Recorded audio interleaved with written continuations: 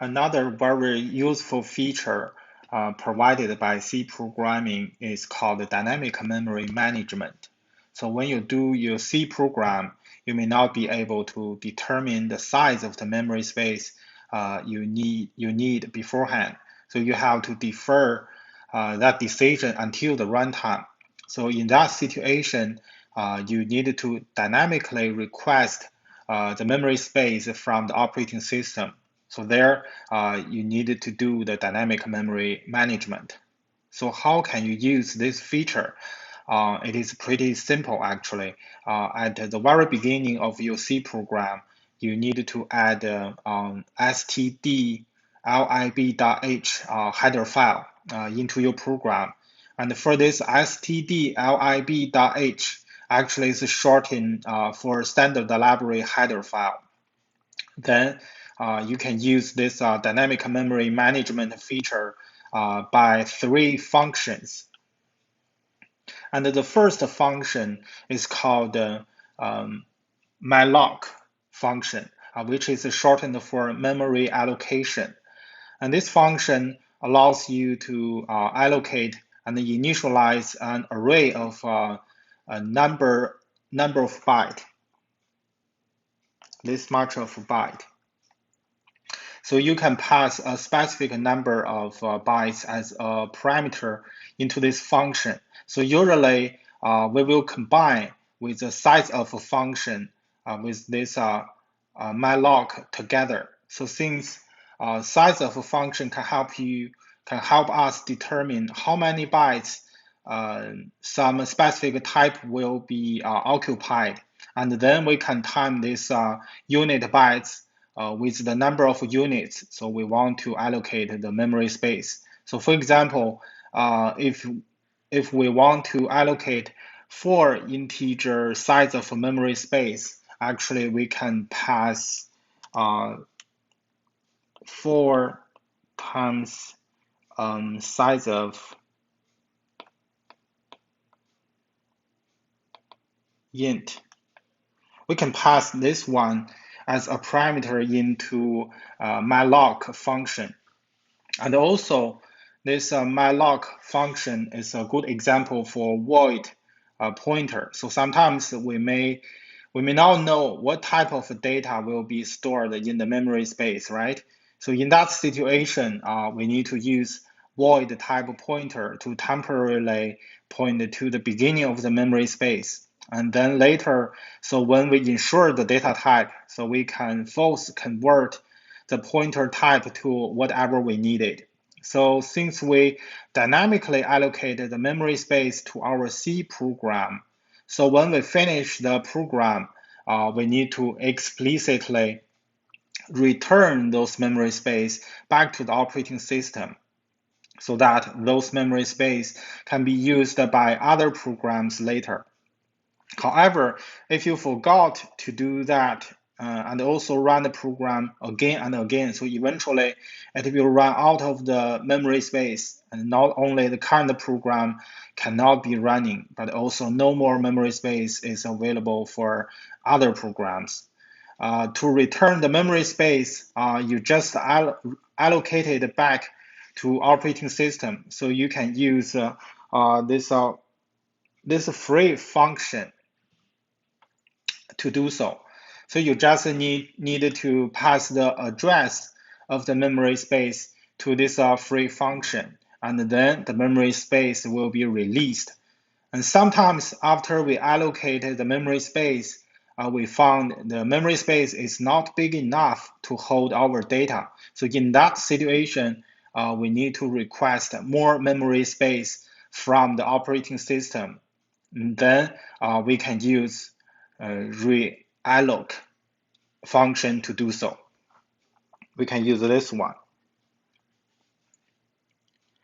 We only need to pass the address of the memory space we just allocated from the operating system and the new size of a memory space we want to this realloc function.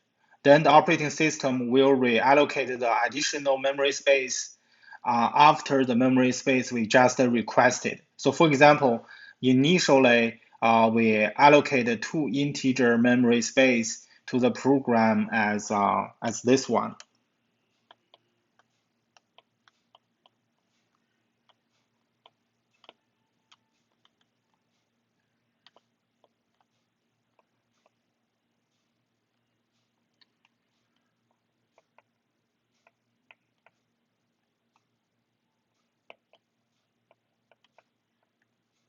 So we can use this line to allocate 2 sides of an integer space to our program.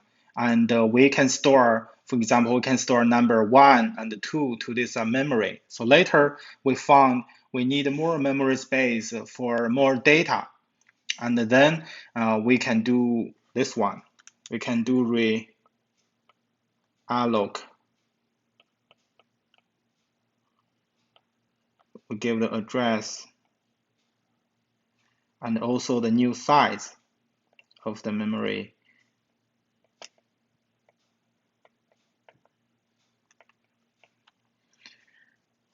We can use this one to reallocate the new memory space to our program. Then in the memory, it will be like this. So the number 1 and the 2, they are still there, but we have extra space for the new items. We are going to store the new things, the new numbers. If you want to know more examples, so you can follow the tutorial link to get more information there. If you have questions, feel free to let me know. In this slide, we are going to learn a real example which uses dynamic memory management. At the very beginning of this C program, we need to include standard library.h header file into the program so that when we use the functions to dynamically allocate memory from the operating system, and the compiler won't complain that the function have not been defined. And in this main function, we have defined 2 variables. One is a character array with size 100, and the other one is a character pointer, which will be used to point a string later. Then we will do a string manipulation by strcpy, which is a string copy function to copy string Zara Ali into character array name. So before we use this function, remember to include the string.h header into your program. And also remember that the length of the string is 8, and the size of this character array is still 100, as we have discussed in the previous slides.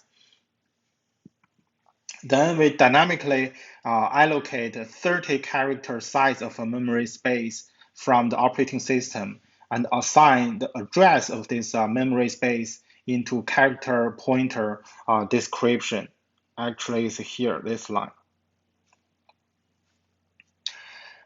So here you can see that we use the size of a function to determine how many bytes will be occupied by each character type, and then time it by 30 to decide the total size of a memory space we want to allocate. So after that, we have a if statement to check so whether we have successfully allocated the memory space. Because in real world, the memory allocation may not be successful every time. So we need to check whether the character pointer description has been assigned with none or not. If yes, means the memory allocation is failed. Then we need to print out the error message to the user to indicate the problem. Otherwise, we will use a string copy function, this one, to copy the string Zara Ali DPS student into this memory space. But later we found that so we need more memory space to hold more strings. Then we can use realloc function to reallocate additional memory space from the operating system. And also we need to pass address of a description and the new size we want to this function, actually through here. So this time we want 100 character size of a memory space. Still, the same problem will be encountered. So we need to use another if statement to check. So if successful, we will do another string manipulation, which is string concatenate, which is here. To concatenate the string, she is in class 10th at the end of a description. So if nothing wrong happened, the string points by description will be Zara Ali, a DPS student. She is in class 10. Then we use a printf function to print out the contents stored in the name and the description on the screen. So finally, the most important thing is that, so don't forget to release the memory you just allocated back to the operating system. Otherwise, you will encounter a problem which called memory leaking.